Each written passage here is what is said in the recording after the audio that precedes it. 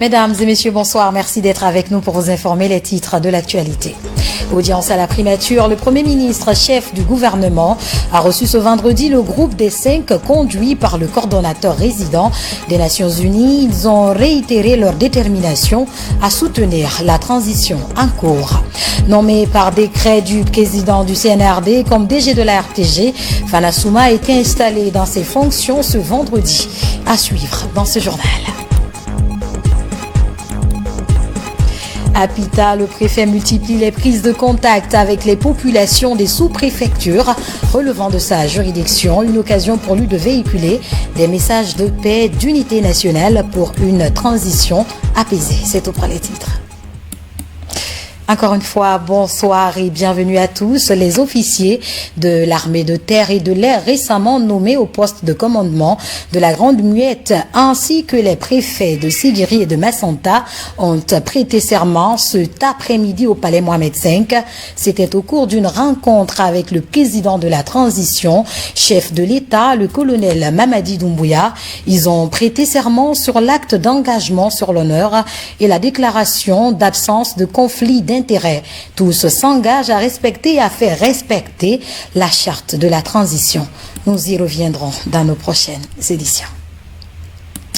Je vous le disais, au palais de la Colombe, le groupe des 5 conduit par le coordonnateur résident des Nations Unies a été reçu en audience par le Premier ministre. Il était question pour la délégation de réitérer à nouveau son engagement à accompagner la Guinée dans la transition. Peu après, Mohamed Beavogui a reçu l'association des personnes atteintes de handicap en Guinée.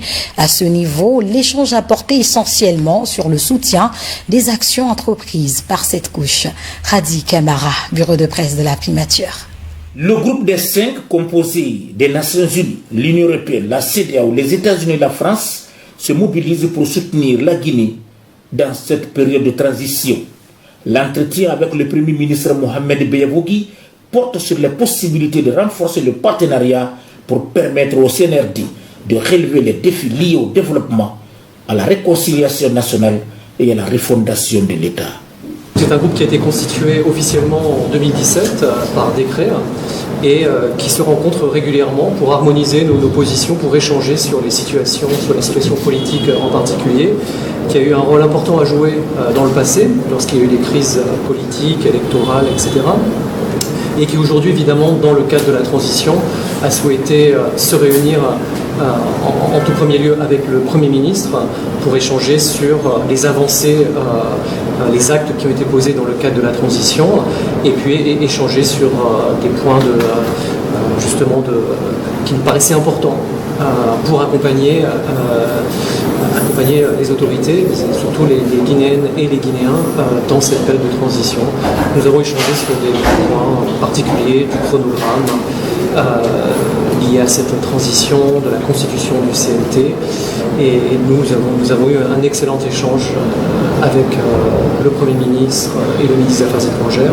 La démarche est hautement appréciée par le Premier ministre. Sur ce, Mohamed Beavogui rappelle que son gouvernement est engagé à promouvoir le dialogue inclusif conformément aux directives du président de la République, le colonel Mamadi Doumbouya.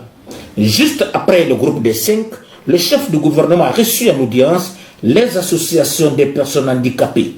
Elles sont venues exprimer leur volonté d'accompagner le CNRD dans son programme de développement et plaider pour la promotion et la valorisation de leur activité. Parler de la situation des personnes vivant avec un handicap, de ce qui concerne d'abord l'accessibilité, la question de l'emploi, mais aussi nos camarades qui sont allés représenter la Guinée, l'handisport, et à leurs propres frais pour que ces frais-là puissent vraiment être payés par l'État à ces personnes.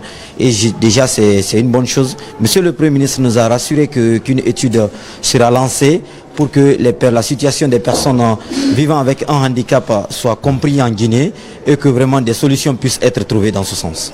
Le Premier ministre a promis que toutes les dispositions seront prises par le gouvernement pour soutenir les activités des personnes handicapées. Musulman pratiquant, Mohamed Beavogui a fait la grande prière de vendredi à la mosquée de Boulbini. L'imam a imploré Allah d'accorder la paix et la prospérité à la Guinée sur tout le territoire national. Pendant ce temps, le ministre des Mines et de la Géologie prend contact avec des cadres, des directions et autres services relevant de sa juridiction. Une occasion pour lui d'inviter chacun et tous à une synergie d'action pour le bon fonctionnement du département. Valérie Talimanet, reportage. Plus de temps à perdre au département des Mines et de la Géologie. Pour comprendre le fonctionnement des services, le ministre Moussa Magasuba a visité ce jeudi la Direction nationale de la géologie, le laboratoire géologique, la bourse de sous-traitance, la Direction nationale des mines, le centre de promotion et de développement minier et le guichet unique. Le pays, qui est la République de Guinée, détient les 2/3 des réserves bauxitiques, avec des teneurs et des qualités qu'on ne retrouve nulle part à travers le monde entier. On a un jugement de fer dont la teneur n'existe nulle part à travers le monde entier. Et une quantité qui est inestimable. L'or, on n'en parle pas. Cependant, le pays reste encore l'un des pays les plus pauvres du monde. Je ne peux pas m'asseoir dans le bureau sans d'abord venir échanger avec mes collègues de travail quelles sont les stratégies à court, à moyen et à long terme. L'heure du renouveau semble sonner au ministère des Mines et de la Géologie. Le nouveau patron compte faire du secteur aux ressources du sous-sol riches et variées un véritable moyen d'épanouissement des populations. On a dit que des réformes ont été menées. Bravo. Cependant, malgré l'essor, malgré l'explosion d'investissements des capitaux étrangers dans le domaine minier ces dernières années, notamment dans le domaine bauxitique, dorénavant, les retombées économiques qui sortiront de l'industrie minière partiront au trésor public, pas dans les poches d'une élite. Ça, je peux vous assurer de cela. Le chantier est vaste pour le ministre dans ce secteur qui concentre les attentions des citoyens et pour réussir les objectifs, Moussa Magasuba veut s'appuyer sur le travail d'équipe basé sur la compétence. L'actualité, c'est aussi cette visite du ministre du Budget à la Direction nationale du système informatique, la Direction générale du budget et le guichet unique du commerce extérieur. La démarche vise à interpeller les cadres de ces directions à plus de rigueur dans l'élaboration, l'exécution du budget et la mobilisation des ressources internes. Mamadi Gassama. La direction du système informatique et celle du budget des directions techniques du ministère du budget. Pour une meilleure qualification des dépenses publiques, le ministre du Budget interpelle les cadres à beaucoup plus de rigueur dans l'élaboration et le suivi de l'exécution du budget. J'ai commencé ce matin par la Direction nationale des systèmes informatiques et pour terminer à la Direction générale du budget, parce que c'est deux maillons très importants de notre système budgétaire et financier, pour que leur interopérabilité et qu'ils se parlent, qu'ils communiquent pour l'atteinte des objectifs de l'intérêt général qui nous gouverne. L'élaboration d'un budget sincère et crédible nécessite la mise en place d'un système informatique fiable. Une démarche participative des différents acteurs de la chaîne devrait permettre de mieux contrôler les dépenses de l'État. Dans le cadre de la refondation de l'État, il nous a surtout dit que la loi de finances, le dispositif qui est décrit dans cette loi doit être notre ligne de conduite. À date, toutes les entreprises font la déclaration en ligne, ils font le paiement en ligne, qui est déjà une offre de soulagement pour la population guinéenne. Du côté du guichet unique du commerce extérieur, les travaux de dématérialisation et de digitalisation sont à 85% d'exécution. L'objectif est de faciliter les transactions à travers l'interconnexion des différentes régies. Au début, on était à une vitesse qui n'était pas proportionnelle à la demande, c'est-à-dire on partait très très vite. Et la doléance ou les demandes du ministre ne font que renforcer ça et nous ferons le maximum possible pour essayer d'atteindre, dépasser au fait l'objectif assigné. Aujourd'hui, les relations de collaboration ont permis d'augmenter les rendements et d'accroître la productivité, une performance due au rapprochement des contribuables au service public. Et disons que pour l'essor du monde rural, les investissements de l'érudit de Fria attirent les visiteurs venus de tous les horizons. Des partenariats sont noués avec des experts français et indiens pour l'accès au marché et la modernisation des pratiques agricoles. Foudé Camara.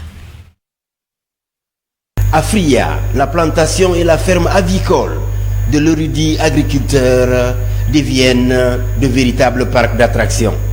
Dans les villages de Barahaya et Bouramaya, des partenaires viennent de partout pour soutenir cette initiative de promotion rurale. Ces deux experts, indiens et français, marchent dans ce sillage. Le premier vient renforcer les circuits de commercialisation et le second, spécialisé dans la culture du manioc, s'engage à promouvoir le transfert de compétences. J'ai essayé d'obtenir un rendez-vous avec Elhadj Doumbouya pour voir quelles sont les techniques qu'il utilise ici dans son champ. Je me suis rendu compte qu'il fait de bons boulots ici, même s'il travaille à la main. Il fait un bon résultat, franchement. C'est pourquoi j'encourage Elhadj vivement de redoubler d'efforts. Elhadj Doumbouya m'a vraiment inspiré ici.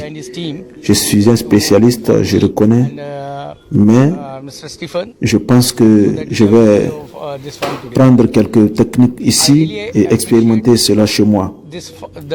En plus de ça, je ferai un mémo pour Elhadj afin d'améliorer ce qu'il fait ici. Après une décennie d'activité, l'érudit Elhadj Mokhtar Amin Doumbouya diversifie ses actions. Aujourd'hui, il s'oriente vers l'élevage. Une ferme avicole moderne est construite avec plus de 5000 poussins. Les investissements de ce mécène du monde rural séduisent les visiteurs.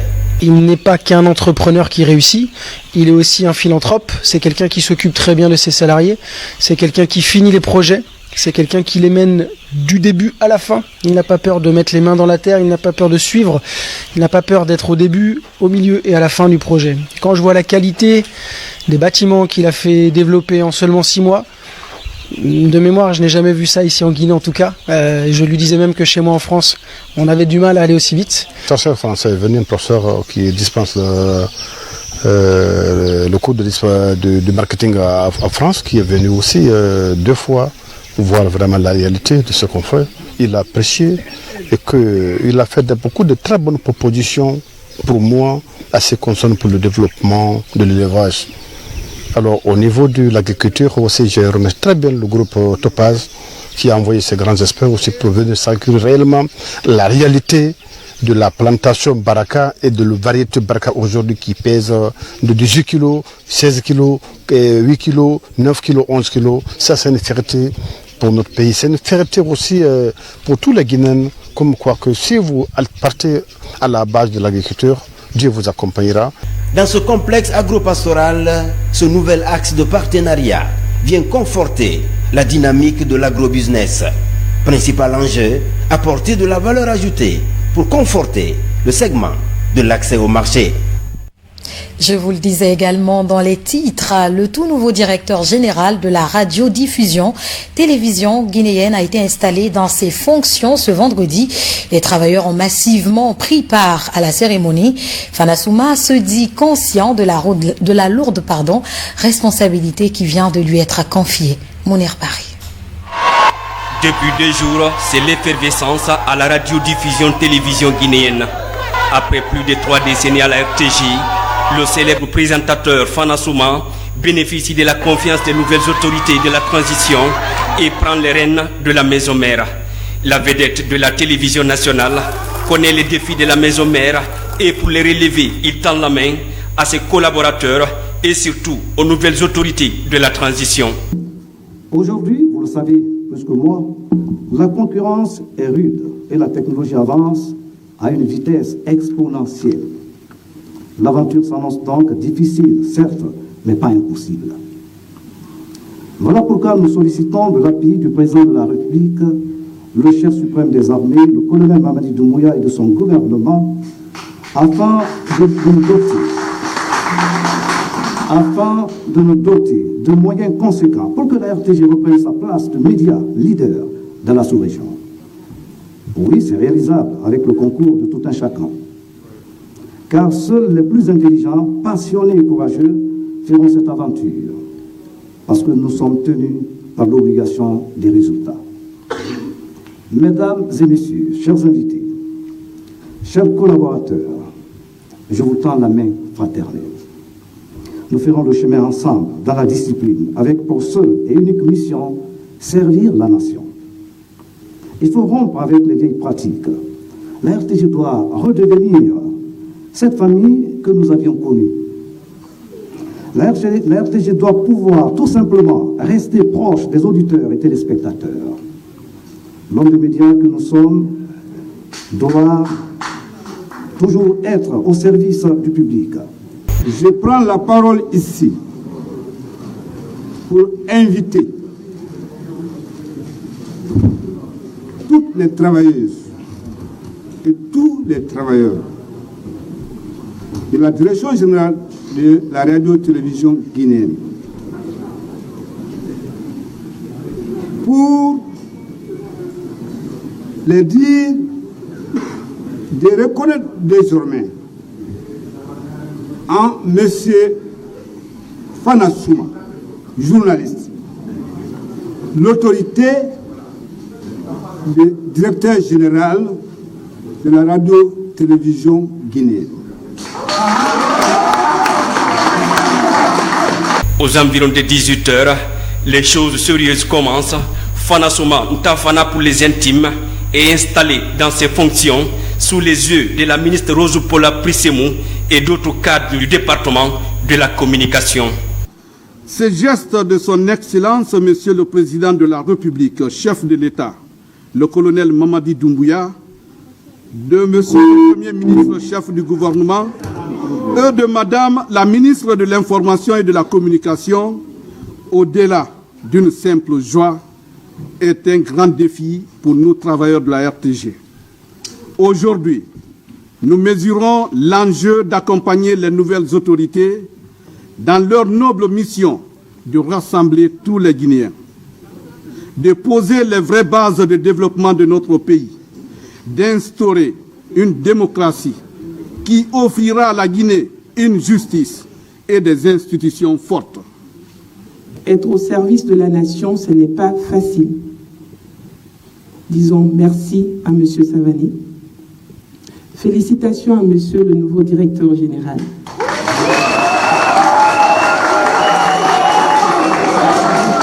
Je reste convaincue et certaine, par la grâce divine, que vous saurez relever ce grand défi et cette confiance qu'on a placée en vous. Les défis restent immenses. Cependant, j'aimerais dire à tout un chacun ici présent, médias privés, médias publics, que nous sommes à un croisement important. L'heure n'est pas de dire aux dirigeants, au directeur général, à Madame la ministre, que c'est à elle d'agir ou c'est à lui d'agir. Il sera de notre responsabilité à chacun, à chacune, de nous impliquer individuellement et profondément. Ce peuple a tant souffert. Le peuple attend énormément des nouveaux dirigeants. Et le domaine de l'information et de la communication sera crucial dans les prochains mois, dans les prochaines semaines. Votre travail sera incontournable. On a besoin de chacun d'entre nous, de chacun d'entre vous. Aujourd'hui, la RTG est à la croisée des chemins. Ce changement de cap a été très attendu. Le directeur général entrant est un véritable connaisseur du milieu. L'homme du petit écran a gravi tous les échelons de la RTG, de la radio à la télévision. Dans les prochains jours, Fanasouma entend s'atteler à relever le multiples défis comme le renforcement de l'unité nationale fortement effritée ces dernières années, l'équipement et la gestion du dossier des jeunes stagiaires dont certains ont fait plus de 15 ans sans situation. Et puis ce communiqué de la Haute Autorité de la Communication. Communiqué. La Haute Autorité de la Communication RAC constate avec amertume que certains médias, journaux, radios, TV, sites d'information piétinent sans retenue les règles déontologiques, se livrant à la diffusion de fausses informations ou mettant en cause des personnalités publiques ou privées, dans le cadre de campagnes de diffamation ou surtout des informations de nature à ébranler la cohésion sociale, la paix et l'unité nationale. Ces manquements interviennent dans des émissions interactives ou de débats malgré mal préparés, au cours desquels des invités souvent mal informés profèrent des accusations sans fondement et des injures à l'encontre des personnes physiques ou morales. Ce, malgré de multiples rencontres de sensibilisation avec les associations de médias et patrons de presse. La méthode pédagogique adoptée par l'ARAC basée sur des entretiens professionnels, surtout en cette période de transition. En conséquence, la Haute Autorité de la Communication prévient que désormais, toute violation constatée des dispositions de la loi en matière de communication sera sanctionnée conformément au texte en vigueur. Conakry le 12 novembre 2021, la Haute Autorité de la Communication. Au sud du pays, précisément à Zérekoré, la prévention des conflits communautaires à travers une économie mutualisée, une gouvernance foncière améliorée est l'objectif d'un projet du gouvernement guinéen soutenu par ONU Droits de l'Homme. Il permettra de vulgariser le cadre juridique et institutionnel de la gestion foncière auprès des communautés. Explication lancée Kamisoko, Mohamed Saleh Oupaï, Mohamed Lamine Diallo. C'est une rencontre de dialogue autour des textes qui régissent le foncier en République de Guinée. Acteurs de la société civile, élus locaux et autorités administratives débattent sur les défis de la gouvernance foncière dans notre pays. Des propositions de solutions devraient être faites afin de prévenir d'éventuels conflits domaniaux dans les communautés. Pour voir concrètement quelle est l'ampleur des difficultés et comment est-ce que ces différents acteurs qui sont sur le terrain, ces différentes communautés, peuvent conjuguer leurs efforts avec celles des autorités pour faire du foncier un facteur de développement plutôt qu'un facteur de conflit. La vulgarisation du cadre juridique et institutionnel de la gouvernance foncière est perçue dans la région forestière comme la solution idoine à la majeure partie des problèmes dans les familles, notamment celles rurales. Ça nous permettra de faire la vulgarisation, surtout auprès de nos femmes, de nos copines qui sont dans les sous-préfectures, pour leur faire savoir qu'elles ont leurs droits et qu'elles ont le droit de réclamer. Le manque d'information crée la confusion qui entraîne la mésentente, d'où l'origine des conflits. C'est pourquoi nous sommes là aujourd'hui avec l'administration judiciaire et les représentants des communautés pour débattre ce problème. Garantir les droits des populations à l'accès aux fonciers est le but de ce projet. Il est piloté par le Bureau des Nations Unies pour les droits de l'homme en collaboration avec le gouvernement guinéen. Et puis cette bonne nouvelle pour les boursiers de l'État, session 2020-2021. Des dispositions nécessaires sont prises par les nouvelles autorités pour le remplissage des formalités administratives et l'achat des billets d'avion. L'information a été donnée par le directeur de l'Office des bourses extérieures. Le point avec Bernard Tanguila. Bloqués depuis des ans, les lauréats et autres admis aux bourses d'études extérieures peuvent désormais rejoindre leurs universités d'accueil. Les nouvelles autorités viennent de lever le blocus avec l'implication personnelle du président Mamadi Doumbouya. Je voudrais vous rappeler que depuis 2 ans, aucun boursier d'État guinéen n'a bougé pour l'extérieur à cause du Covid. Nous avons 2 promotions de la Russie qui ne sont pas parties encore. Nous avons 2 promotions de la Chine qui ne sont pas parties encore. On avait une promotion du Maroc, les lauréats de l'année dernière n'étaient pas partis encore, plus ceux de cette année. Et on avait ceux de la Tunisie. Donc ça me faisait en tout plus de 634 étudiants qui étaient dans mes bras, qui attendaient leur mise en route. Aujourd'hui, les billets sont disponibles dans les agences et les étudiants ont commencé à partir. Pour les lauréats du baccalauréat des sessions 2020 et 2021, l'Office national des bourses d'études extérieures poursuit son travail de terrain pour faciliter les modalités de voyage aux admis sélectionnés par le royaume chérifien sur la base des places accordées à la Guinée. Les lauréats ne partent qu'au Maroc. Les lauréats du baccalauréat seulement, qui sont pris en charge par le Maroc. Voilà comment ça se passe. Dès après le bac, les résultats, moi j'écris une correspondance pour adresser au directeur du service et examen. Il dit, bon, je vous prie de bien vouloir mettre à notre disposition les relevés de notes des 100 premiers en sciences mathématiques, les 100 premiers en sciences expérimentales et les 100 premiers en sciences sociales. Quand ils envoient, on fait le conditionnement, on peut déposer à l'ambassade du Maroc ici, qui est très expéditive, qui nous assiste énormément, l'ambassade du Maroc à Conakry, ou on peut envoyer par valise diplomatique à l'ambassade de Guinée au Maroc. On n'ajoute rien, on n'extrait rien, on n'évalue rien. Les Marocains ont leurs critères de sélection à eux. Autre équivoque levé, les modalités de sélection des candidats aux bourses de coopération accordées à la Guinée par les chancelleries étrangères. Quand les ambassades maintenant accordent des bourses, ils envoient l'offre. Et beaucoup de départements sont informés, ils envoient dans beaucoup de départements, ils donnent le site sur lequel les étudiants doivent appliquer. Et quand ils donnent le site, on fait l'information, on donne l'adresse du site. Et on décide, ceux qui ont des difficultés n'ont qu'à venir à l'Office national des bourses, on va leur dire comment est-ce qu'on peut faire on peut les assister pour l'application. Après évaluation, la Russie nous envoie la liste de ceux qui sont retenus au terme des évaluations à leur niveau. Quand ils envoient, c'est ces étudiants-là qui viennent faire les formalités chez nous pour le départ. Pour la Chine, c'est autre chose. Les candidats qui sont nécessités, qui veulent aller faire leur formation, ils déposent. Et ce sont ceux-là qui vont à l'ambassade de Chine, ils font le test, écrit, oral et en anglais, etc. Ils font leur test en fonction de leurs critères de sélection. Et c'est la liste des retenus là que la Chine envoie aux affaires étrangères. Les affaires étrangères envoient à la présidence parce que nous sommes rattachés à la présidence. Et la présidence nous envoie. Ce sont ceux-là qui viennent chez nous maintenant pour faire les formalités de départ. Pour édifier le public et les candidats aux bourses d'études extérieures, l'Office national s'est dit ouvert à toute forme de revendication ou de requête d'information au sujet des bourses d'études universitaires et post-universitaires à l'étranger. Et puis ce communiqué du ministère de l'Éducation nationale et de l'alphabétisation. Le ministère de l'enseignement préuniversitaire et de l'alphabétisation a l'honneur d'informer les 180 élèves admis au baccalauréat session 2021 déclarés boursiers pour les études supérieures à l'extérieur du pays que son Excellence, Monsieur le Président de la Transition, chef de l'État, le colonel Mamadi Doumbouya, les recevra ce samedi 13 novembre 2021 à partir de 11h au Palais Mohamed V. À cette heureuse occasion, le ministère de l'enseignement préuniversitaire et de l'alphabétisation invite les parents désintéressés à prendre toutes les dispositions nécessaires pour le respect du calendrier de cette importante rencontre.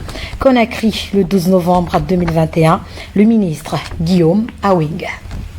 Nous poursuivons cette édition. L'Office national de formation et de perfectionnement renforce les capacités des parents des enfants atteints d'albinisme sur germe niveau 1. L'objectif est d'améliorer leur savoir-faire dans la gestion des fonds qui leur sont mis à disposition. Moussa Komara, compte rendu. C'est une rencontre essentiellement concentrée sur germe niveau 1. Gérez mieux votre entreprise. Elle est destinée aux parents des personnes atteintes d'albinisme. Il s'agit de leur donner des outils comptables simplifiés, adaptés à leur situation pour accroître leurs revenus. Cette formation a été demandée par la présidente de cette ONG. L'ONG a reçu des capitaux, de l'argent sous forme de prêts, mais elle souhaiterait que les membres de cette ONG suivent une formation à la façon dont ils vont gérer ce capital pour bien prospérer. Cette formation est une contribution de l'ONG Action d'autonomisation pour la protection et pour le progrès. Aucun enfant atteint d'albinisme dans la rue, c'est le sentiment qui anime sa fondatrice. 30 familles vont bénéficier pour un départ. Nous avons rencontré l'ANANA Finance qui est prête à nous accompagner en donnant à 30 familles un crédit jusqu'à 5 millions avec taux d'intérêt zéro. Le germe niveau 1 est un produit du BIT, Bureau international du travail. Il permet aux micro-entrepreneurs instruits ou pas d'améliorer leurs compétences en gestion et de migrer vers la micro-entreprise. Ils vont être outillés dans différents modules, notamment le marketing, l'approvisionnement, la gestion des stocks, le calcul de coûts, la planification financière et la comptabilité simplifiée. L'objectif à terme, réduire la stigmatisation et la discrimination des personnes atteintes d'albinisme en Guinée. Aussi favoriser la scolarisation de cette couche vulnérable, souvent victimes d'abus ou d'exploitation dans la rue. Et puis la Guinée se dote d'une étude cartographique des structures gouvernementales et non gouvernementales de promotion de l'emploi pour la zone spéciale de Conakry, Koya et Dubreka. C'est un accompagnement de la Confédération suisse à travers l'Organisation internationale pour les migrations, OIM. Mamadi Terna Kamisoko. C'est le résultat d'une étude effectuée en mars 2020 par les autorités guinéennes et l'Organisation internationale pour la migration. 208 structures de promotion des jeunes, dont 166 non gouvernementales évoluant à Conakry, Koya et Dubreka sont recensées. Le document identifie les besoins de chaque entité et va servir de guide pour le gouvernement et ses partenaires dans le cadre de l'insertion socio-professionnelle et économique des jeunes. Une cartographie présentée ce vendredi à l'ensemble des parties prenantes. On avait fait la cartographie des structures de promotion d'emploi jeunes, étatiques et non étatiques en fait. Tous ceux qui s'occupent de ça pour orienter les jeunes et orienter l'État pour dire dans tels endroits, vous trouvez une structure qui est là, qui s'occupe des jeunes. Donc on a trouvé c'est des structures qui sont en place mais qui sont dépourvues de moyens. Dans d'autres structures, ils n'ont pas de matériel didactique, ils n'ont pas de matériel informatique pour travailler. La Guinée est accompagnée dans ce processus par la Confédération suisse à travers l'OIM à hauteur de $60,000.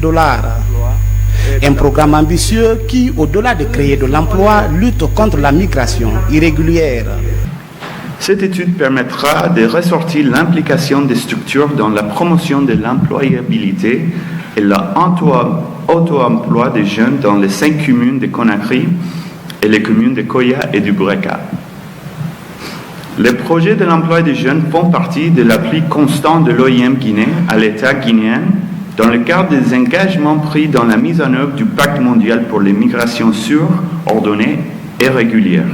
Ces cartographies seront des repères pour nous et toutes les fois que nous avions besoin de jeunes, ils peuvent nous produire, n'est-ce pas, des données migratoires pour que nous puissions travailler avec les jeunes afin de trouver leur réintégration socio-professionnelle. La disponibilité de cette cartographie des structures de promotion d'emploi a déjà permis de soutenir 200 jeunes vulnérables sans emploi dans les communes de Conakry, Dubreka et Koya. Sur le plan sanitaire, le ministère de tutelle est désormais doté d'équipements pour le dépistage des pathologies. C'est un geste de la société LabMart en partenariat avec l'Institut national de santé publique. Abraham Christophe Conté, Abdoulaye Diallo. C'est une rencontre d'échange entre les acteurs de la santé publique. À cette occasion, des dons ont été faits au ministère de la Santé. Il s'agit des équipements médicaux composés de 2 analyseurs de biologie moléculaire, 2 analyseurs d'immunosérologie et d'un analyseur PCR portatif Covid-19. C'est un don de la société LabMart. Ce sont des appareils qui sont mis à disposition du ministère de la Santé à travers l'Institut national de santé publique pour renforcer nos capacités de diagnostic des maladies, qu'elles soient des maladies transmissibles, le VIH, les hépatites, le Covid, Ebola ou d'autres, et également des maladies non transmissibles telles que le diabète, telles que les cancers. Ce don d'équipement de laboratoire est le 2e du genre en 10 ans. Avant, on le faisait de façon manuelle. Maintenant, avec ces équipements-là, on peut faire 96 échantillons à la fois. Et ce qui est important aussi, c'est comme c'est un automate. Quand on lance une manip sur l'automate, on peut s'occuper de d'autres activités en attendant que la manip ne finisse. Les gens, ils ont besoin d'équipements et ces équipements pourraient rendre service à ma nation, à la population de mon pays. Pour que le diagnostic qui doit se faire à Dakar, à Abidjan, à Tunis, à Paris, que le même diagnostic se fait ici. Dans le cadre du renforcement du partenariat entre la société LabMart et le ministère de la Santé, des structures sanitaires sont dotées de machines médicales pour le suivi biologique des malades. Rendons-nous à présent à Pita où le préfet a sillonné quelques sous-préfectures relevant de sa juridiction. Il s'agissait pour le colonel Fodessila de véhiculer des messages de paix et d'unité nationale pour une transition inclusive et apaisée. Alpha Siagaba. C'est parti pour une tournée de prise de contact du préfet de Pita. Première étape, la sous-préfecture de Sangaria, située à 150 km de la préfecture de Pita. Ce bac vieux de 60 ans est le seul moyen emprunté pour rallier le grenier de la cité de El Hadj Bano. Ici, colonel Fodé Ablaïsila est venu transmettre les messages de paix et d'unité nationale. Comme vous avez constaté, vous avez vu une forte mobilisation, une mobilisation de taille de la population qui prouve à suffisance que vraiment la population est contente du CNRD. À sa tête, le colonel Mamadi Doumbouya, président de la République, chef de l'État. De Bantingela Leimiro en passant par Timbi Madina, Dongol Touma Ningelande Timbitoune Sintali, des discours rassurants et rassembleurs sont tenus par le numéro 1 de la préfecture de Pita. En tant que citoyens de ce pays, nous avons besoin de réconciliation. Nous demandons à tout un chacun de nous d'œuvrer pour que la réconciliation réussisse dans notre pays. Nous sommes très contents des messages de notre préfet. Que le Tout-Puissant Allah donne la force au président colonel Mamadi Doumbouya pour la réussite de la transition. Mamadi Doumbouya no ojogora lagine alla yahobe takko makko ben fo yo Allah wallu be walla mo hara o hersata. L'objectif de cette tournée de sensibilisation dans les 11 sous-préfectures de Pita est d'accompagner les autorités à réussir la transition en cours dans le pays. Face aux autorités préfectorales, les populations de Pita ont exprimé leurs préoccupations du moment liées au reprofilage des pistes intersous-préfectorales et l'accès à l'électricité. À la mairie de Matoto s'est tenu le conseil communal. L'ordre du jour a porté sur les projets à réaliser courant l'année 2021 comme un accord avec l'AFICON, agence de financement des communes de Conakry. Moussa Bangora, Ousmane Kamara. Matoto s'inscrit dans l'élan du développement à la base. Suite à la nouvelle politique de décentralisation, la mairie organise son conseil communal. Si nous sommes là aujourd'hui, c'est pour que l'ensemble de ces conseillers soient informés de comment la commune est gérée, les projets qui sont en vue de réalisation et comment nous avons été dotés les moyens, les procédures à passer ces différents marchés aux opérateurs économiques afin que notre commune, dans les jours à venir, puisse avoir des projets d'intérêt communautaire. Au titre de cette année 2021, 10 projets ont été validés par l'AFICON, notamment l'aménagement du terrain de sport Stade Cabinet Kouyaté, l'aménagement des espaces de détente et du parking de Sangoya, la construction des toilettes publiques dans certains quartiers. Constatons que les différents projets qui ont été retenus par l'AFICON, il n'y a pas un seul COPEC qui a été affecté ni à l'éducation ni à la santé. Or, lorsqu'on a été convié ici lors de la dernière session pour discuter du budget, c'était un budget qui s'élève à 90-92 milliards, les 30% étaient destinés à l'éducation et à la santé.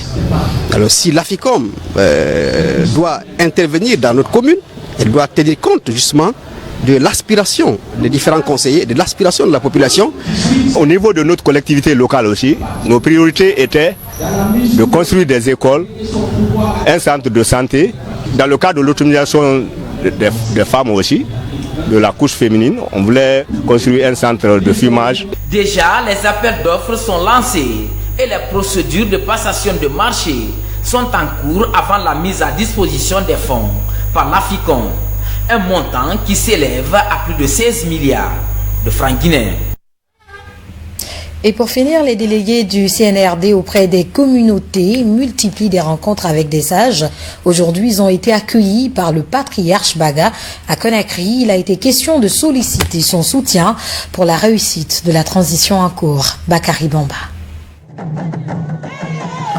Le masque Baga ou le masque Nimba, élément de culture plein de significations dans la communauté Baga. C'est à son rythme que les envoyés du colonel Mamadi Doumbouya sont reçus par le patriarche Baga à Conakry. Ils viennent solliciter auprès des sages du Bagataï, comme tous les autres du pays, l'accompagnement de la transition à travers leurs bénédictions, mais surtout des conseils de sages pour la réconciliation et l'unité nationale entre les Guinéens. Qui parle des Baga parle de leur humanisme, qui parle des Baga parce qu'ils ont accepté que tous les Guinéens vivent ensemble. C'est pourquoi je ne pouvais pas commencer par ma communauté, il fallait terminer par cette communauté Le dernier message que je devais véhiculer, je pense bien si c'est entendu par message et les patriotes de ce pays. Le Conseil des sages Baga, très ému par cette considération des nouvelles autorités, rassure l'émissaire du chef de l'État de sa ferme volonté à ménager aucun effort pour la réussite du CNRD dans sa mission. On est pour le rassemblement. Depuis longtemps, nous voulons la paix dans ce pays-là. Et c'est la quiétude. C'est Mamadi Doumbouya qui peut nous amener ça. C'est Dieu qui l'a envoyé. Donc il faut l'accompagner. Au terme de la rencontre, des bénédictions ont été formulées pour l'atteinte de l'objectif du CNRD, qui est celui de la paix et de la cohésion sociale en Guinée. Mesdames et messieurs, c'est la fin de ce journal. Nous vous remercions pour votre aimable attention. Bonsoir chez vous.